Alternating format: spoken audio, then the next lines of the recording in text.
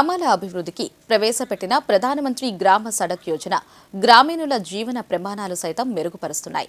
ఈ పథకం కింద శ్రీ సత్యసాయి జిల్లా పుట్టపర్తి మండలంలో మారుమూల గ్రామం అవగొండపాల్యం గ్రామానికి నేడు రహదారి సౌకర్యం లభించింది. ఈ పథకం అమలుపై మరిన్ని వివరాలను ఈ కథనంలో చూద్దాం.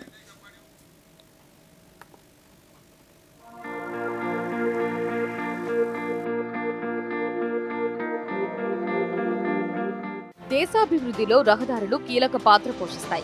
ఒకప్పుడు దేశంలోని మారుమూల ప్రాంతాలలో నివసించే ప్రజలు రహదారి లేకపోవడం వలన అభివృద్ధికి దూరంగా ఉండేవారు. కానీ ఇప్పుడు పరిస్థితి మారింది. అందుకు శ్రీ సత్యసాయి జిల్లా పుట్టపర్తి మండలంలోని మారుమూల ప్రాంతమైన అవగొండపాల్యం గ్రామం ఉదాహరణగా నిలుస్తోంది.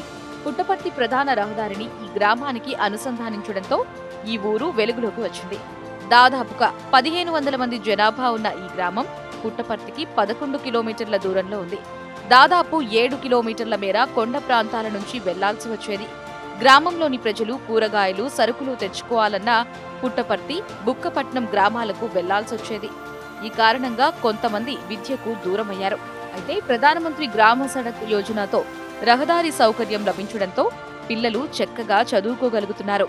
పాఠశాల బస్సులు, వాహనాలు, అత్యవసరమైన సమయంలో అంబులెన్స్లు సులభంగా రాకపోకలు సాగిస్తున్నాయి.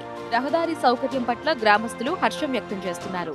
అంతే, ఇంకా బస్సు రానిచ్చి అనుకూలాలన్నీ పడినాయి. రోడ్డు వచ్చింది కాబట్టి బాగా 15 నుంచి హ్యాపీగా పోవడం రావడం జరుగుతుంది. ఈ రోడ్డు రానిచ్చి బాగా అనుకూలంగానే ఉంది.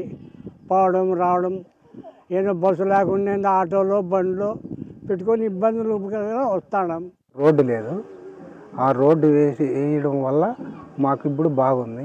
ఆ రోడ్డు లేనప్పుడు మేము నడుచుకొని ప్రాణాలు పోగొట్టుకొని ఇబ్బందులు పడినాము. ఇప్పుడైతే రోడ్డు బాగా వేసినాక మాకు బాగుంది. హాస్పిటల్కు అప్పుడు జోలు కట్టుకొని లేదంటే ఎద్దుల బండి కట్టుకొని 7 కిలోమీటర్ల కానించి పుట్టపర్తి దాకా కూడా బండిలో పోయినాము. బండిలో టైర్ బండి కట్టుకొని ఆ హాస్పిటల్కి చేరి ప్రాణాలు కూడా పోయినాయి. చాలా ఇబ్బందులు పడినాము. అడవుల్లో డెలివరీలు అయినాయి ఆడవాళ్ళకు. ఇట్లాంటివన్నీ కూడా చూసినాము. ఇప్పుడైతే అంత పరిస్థితి లేదు. రోడ్డు అయితే బాగుంది.